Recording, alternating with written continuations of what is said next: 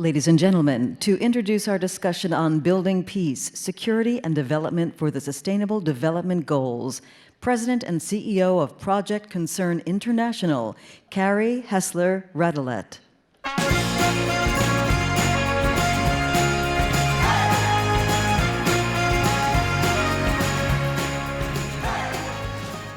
Hi, everyone. Good afternoon. So happy to be here. The previous session that we just had on the importance of strong health systems is a perfect segue into this next session, which is on building peace, security, and development for the SDGs. As a public health professional who spent the last 30 years at the nexus of development and peace building at the community level, I've seen time and again, whether it's been Afghanistan, South Sudan, Liberia, or Zimbabwe, that peace and economic and social development are two sides of the same coin. They cannot be separated. The link between peace and development is very clear and is supported by research. Virtually every study on the causes of war finds a strong connection between poverty, joblessness, social inequality, and the likelihood of armed conflict. Conversely, we know that economically stable countries that respect the rights of its citizens are safer, more prosperous, and better global partners.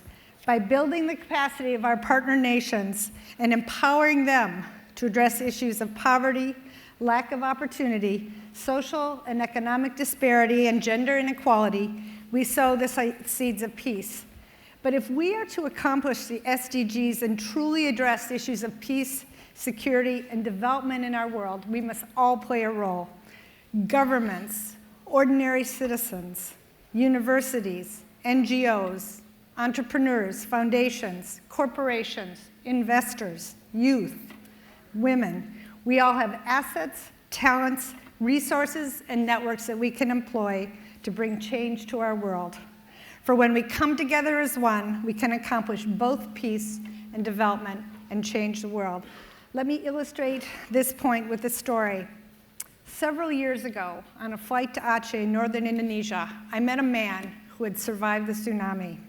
He told me that as a child, he had been raised to hate all Westerners, believing that they were immoral, corrupt, and greedy. He had been trained as a rebel fighter and was actively engaged in resisting the government of Indonesia, which he believed was a puppet of the West.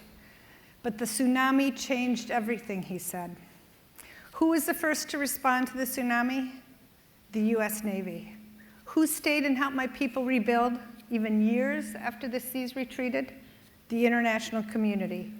He spoke of the American woman who had stayed in his house because she was helping to rebuild a health clinic in his community. He spoke of how they worked together, they ate together, they prayed together, and developed a relationship of trust that was impossible to imagine even 2 weeks earlier. He spoke of the Japanese engineer that rebuilt the primary school that his kids attended.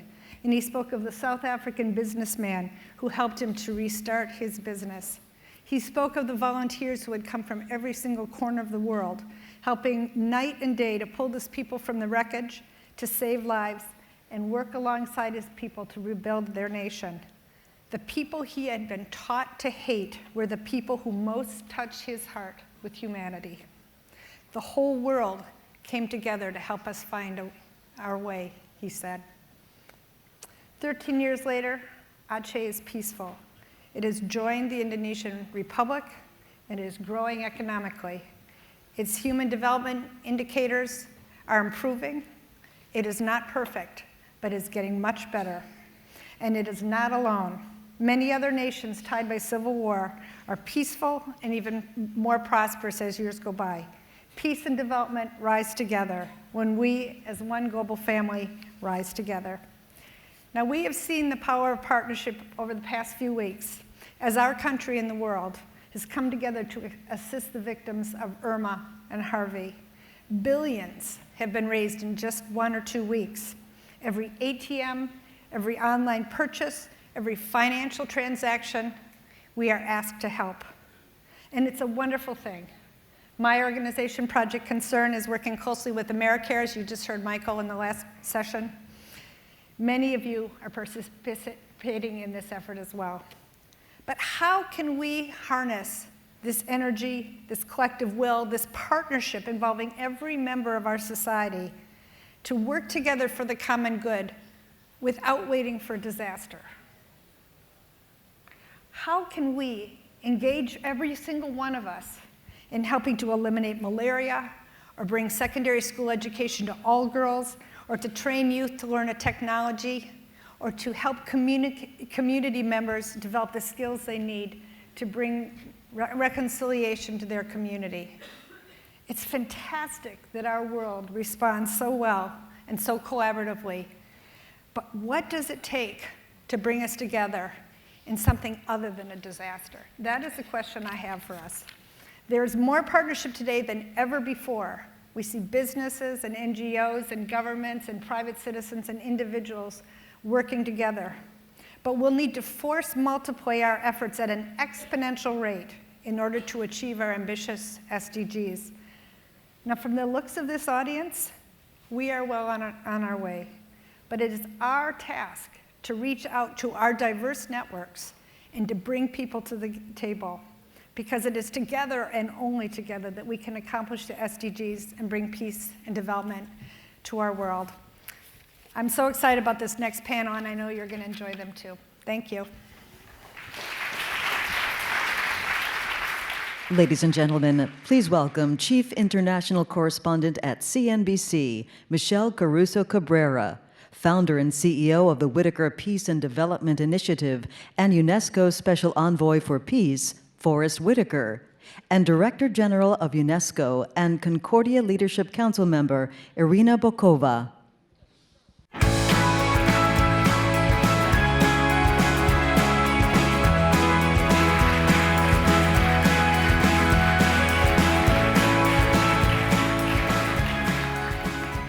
Hi, everyone. It's the last panel of the day, and yet look at you all still here. Very happy. I think that's because of you. Yeah, you're famous, yeah. UNESCO. I'm sure most people know this, but just in case, UN Educational, Scientific, and Cultural Organization. That's what you have. Right. And you have an NGO. People may think you're a famous movie star, but actually, you two are working quite a bit together on trying to achieve the Sustainable Development Goals of the UN. Tell me about your projects together. Oh, we've been working together for, I think it's about 5 years or so. Starting off with I was working in conflict resolution in Uganda, and I got a chance to meet Irina, and we started talking about how we could work in synergies together. And we started working there in Uganda, then in the South Sudan, with youths to build a network for conflict resolution, or to create mediators that would become developers or in their communities, social entrepreneurs. And so we've been doing that for a while, and we've been working through education by doing that. It has been indeed an amazing, I would say, 5 or 6 years that we have been working with the Forest, because I do believe that what is at stake nowadays, speaking about peace, sustainable development goals, goes beyond the reach of government, one government or one international organization. We need strong voices, and I think Forrest is so passionate about peace, about youth, about reconciliation, that we just joined forces in order to pass this strong message predominantly to young people. We have been together in South Sudan, we have been together in Gabon, in other countries, to launch a culture of peace, a platform for young people in Africa. And also because I do believe that education in young people should be the focus of the Sustainable Development Goals.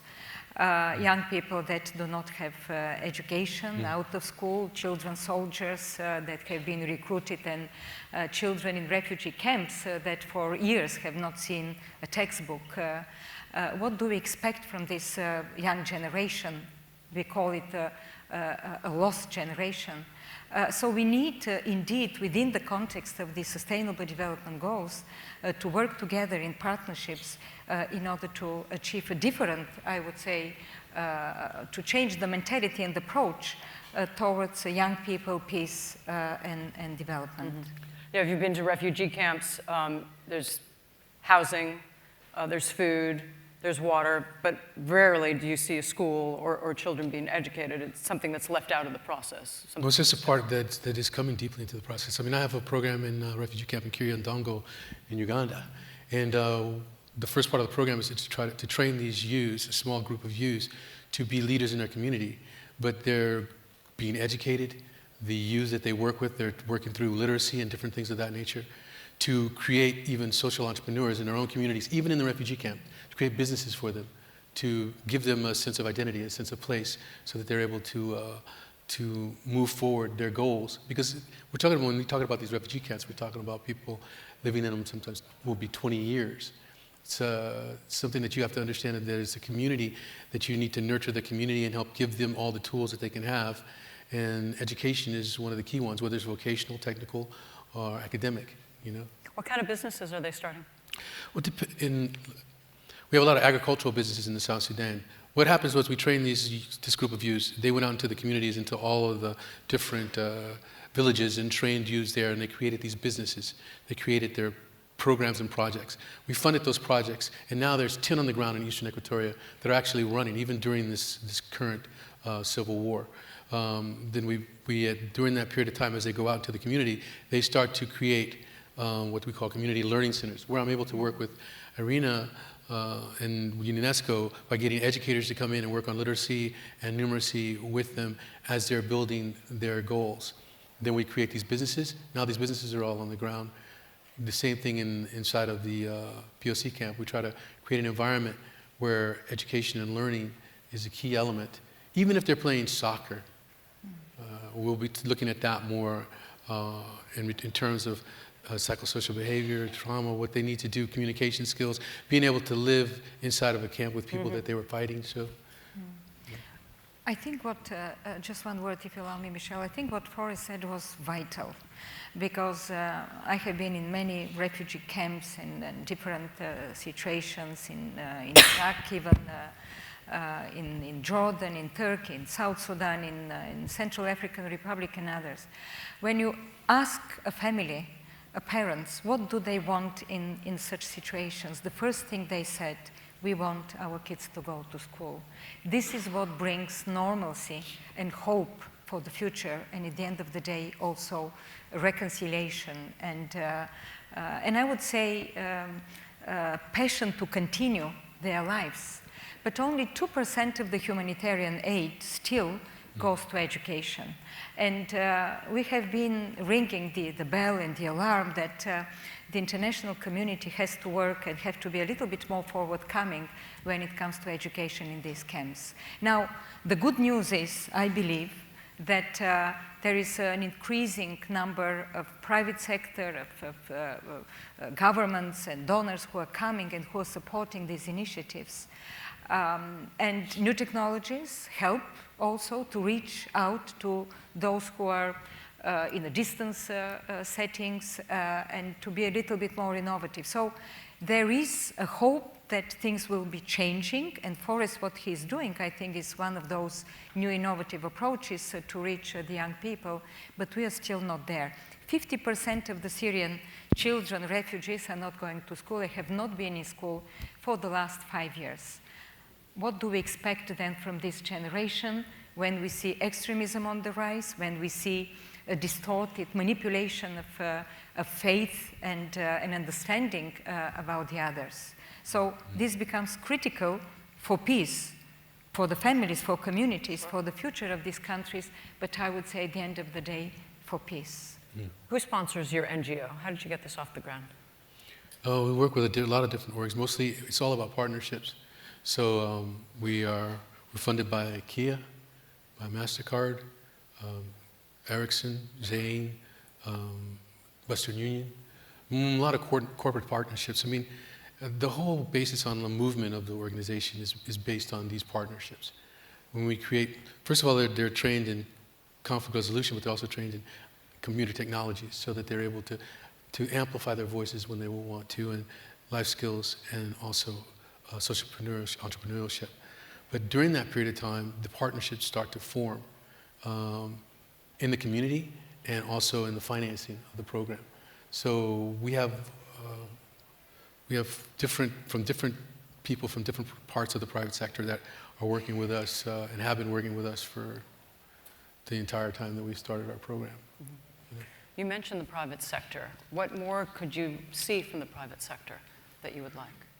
I think the private sector increasingly is on board when it comes to sustainable development goals. We have seen how they have been adopted, and everybody knows that nowadays it becomes a responsibility for every single citizen on this planet. I think this is very important.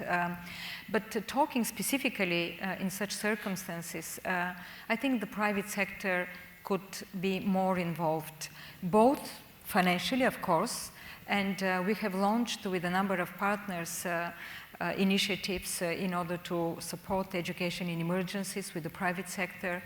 But I think the private sector brings also a lot of innovation, a lot of technology, new technologies. And just yesterday we had a big meeting. We have established a broadband commission with participation of the technology companies, with academia, with the governments, and we have been talking precisely how they should be more involved into these settings. You can train teachers, you can give literacy, you can reach refugee camps with mobile phones, with new technologies, with others, so creating apps. But we should not neglect also some of the traditional, I would say, media outlets. I participated last year. I went to Beirut and then visited also some of the refugees communities there. And we launched a program for Syrian refugees, young people for Syrian refugees, which is a radio program. And it has a huge impact on the Syrian youth, teaching them about peace, about human rights, about civic engagement. All this makes a big difference in the life of a refugee young person. But Tanjaline, there's money's always helpful, but technology, know-how, things that are value add that they bring to the table beyond. I mean, I think when you look at the SDGs, you have to look at it like a multi-tiered kind of approach, because you have the UN and you have governments. And the governments, finding this mutual language that they have together is happening. But then we have to recognize that each one of these governments has their own approach to the SDGs at the moment. Meaning there's either for agriculture or education or healthcare or whatever. We have to find a way to integrate these two things together so that when there's a strategic plan from the UN that together they can create something that actually works. Then you move down to the civil society. I mean, you see that they need to look, the government itself needs to look around for people and partners on the ground that can work with them really well to make these SDGs move forward. And then once that happens, when we get some integration, then we need a further integration, which is the biggest integration, which is what I'm mostly focused on, which is grassroots, which is the people themselves. And the people themselves have to be able to take some ownership in this concept of the SDGs, Sustainable Development Goals. If you give them an opportunity to feel like they participate, if you allow them to be a part of the discussion, at least they are empowered. If they don't have that part of it, then they at least were given like some tools, actionable things that they can do so they can be committed. It's like someone running for a campaign, you only want $1 commitment. Well, that $1 commitment is a real commitment because they're committed to what's going on. And the people have to do that to make this SDG movement actually happen too. When we started this discussion, you said you both met when you were doing conflict resolution in Uganda. How did that happen? How does Forrest Whitaker end up in Uganda doing conflict resolution? Well, I had been in Uganda working on a project. And so I had a friend who was running an orphanage, or 2 or 3 orphanages, who asked me to come up and see what I could do with them. So I came up and I worked with them for a number of years with the child soldiers that were at that orphanage. And then I decided, after I started working with UNESCO and doing a lot of advocacy and different things like that, decided to be more deeply on the ground, to have programs there. So we started our first program in Uganda, and then moved from Uganda into the South Sudan right before their civil war began. So we were there about a year before the actual civil war began, and we've been there ever since. And it's probably one of our more flagship programs, But that's how it all rolled out in that way. Tell me about these child soldiers. What was that like, meeting these kids? What was it like? Yeah. Well, I can only talk for, like, say, some of the ones that I work with. I'm thinking of one youth in particular. He when I first met him, he couldn't really sit in the same room by himself. He was struggling for that. He had to go out and hear noise and be around people to be able to survive his own inner voice of the things that had happened to him and the things that he had done. And so he went through the program. He worked there for a long time. Honestly, he is a great success story there, because he started his own electronic stores. Now he's franchising electronic stores through the program. Whereas when last time I saw him, he just grabbed my hand and walked me up the hill and said, "I want to show you. I want you to see what's done." But then some of the female South soldiers too. It's really difficult because you were working with some of them, and they have had children from the people who were their abductors, so they're learning how to connect and love in that situation, and to feel no resentment, and to continue on with their lives and stuff. With this constant reminder of some of the pains that had occurred. So it depends, some of the child soldiers I'm working with are really just left the army. They just, I don't say deserted, they left, like in South Sudan, and they're free, and now they're working towards, advancing their lives in different ways, Wow. But you have to see Forrest with these young people. I would love that. Yeah. Because I Tell have me. seen it in South Sudan, and I think he's the best mentor.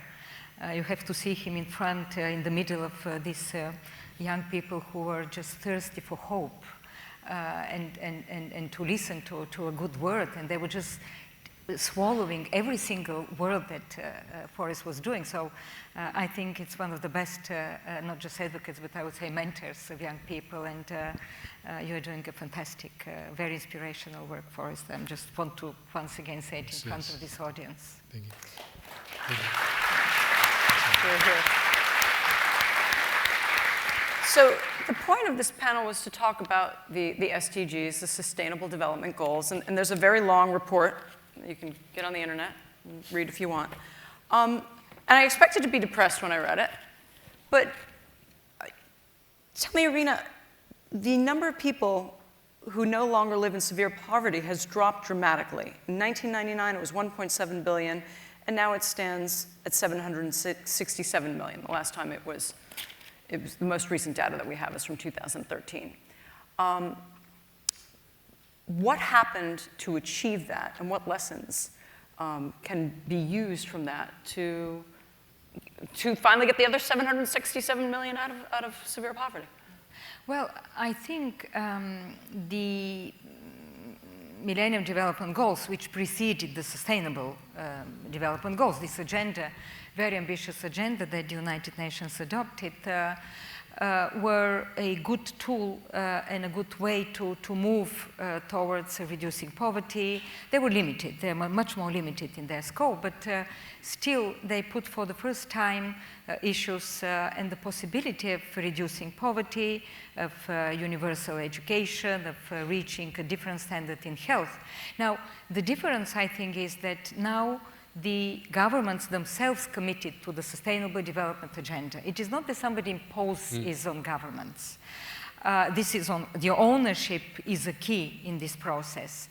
But what we see here is it is not only the government, it is the private sector, it is the civil society, it is a universal effort, I would say, to reach a different way of living together in peace and in development.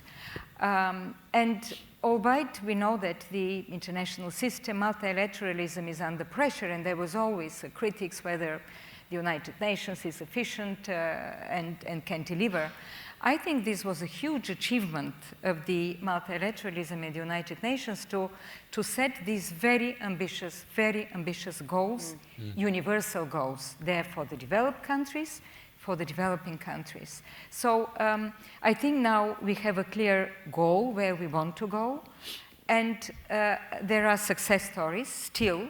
This generation is the most educated generation ever in history. We know that still 60 million children are not in school. We know that the quality of learning and education is not to the standards as we want, but we see a huge progress which is moving. You talked about the child soldier who went on to start an electronics stores and people who are starting businesses. I wonder, To what degree does the rise of market forces in parts of the world where it didn't exist before, the private sector being more involved, how much is that helped achieve those goals when it comes to reduction of poverty? I mean, I think it's helped immensely. I think too, like what I've started to find, which is interesting for me on the business side, is like trying to get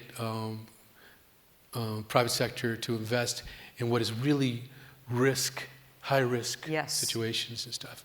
And I think we have to continue to build out great models that will allow them to say, okay, I can take a risk on this. This risk, not necessarily just a financial risk, but if we can make them look long term into what their benefits will be. And to do that, that's happened through the work of being able to see that these companies can actually exist even during the war. So it's been an interesting curve to watch. I think for myself, the private sector basically funds when we look for the right avenues that they are interested in what we're doing. If these are areas that they feel they want to pursue, whether it's CSR or whether it's actual investment, you know what I mean? I think moving towards investment is really key. Moving towards people like recognizing that they're shifting the planet. We have a minute. What should I have asked you, or did you expect me to ask you? Well, I thought that you will ask whether it's too ambitious agenda, and not just me, but also Forrest, because Forrest is the advocate, one of the 17th advocate for the 17th Sustainable Development Goals. Whether we are optimistic, whether it can be achieved. You have 44 seconds, so tell me. Wow. I will leave that to Forrest. Ask me a simpler question. The Sustainable Development Goals, I think they exist, like I think on the 17th goal particularly, which is partnership. I think that the thing about the Sustainable Development Goals is there a blueprint or a map that is like trying to show us the needs of the world, and then once we see those needs, to partner together from different areas and factions to be able to make those things forward. They give us a framework and some form of a strategy to be able to work from, and I think that's what we need to use them for. And I think it's key. It's key for everyone to recognize that together we can do it. And just one word, because I think what Forrest said was wonderful. Partnerships today, in my view, is the new leadership. We look for leadership. This is about partnerships. Okay. This has been a real honor to be here with the both of you. Thank you very much.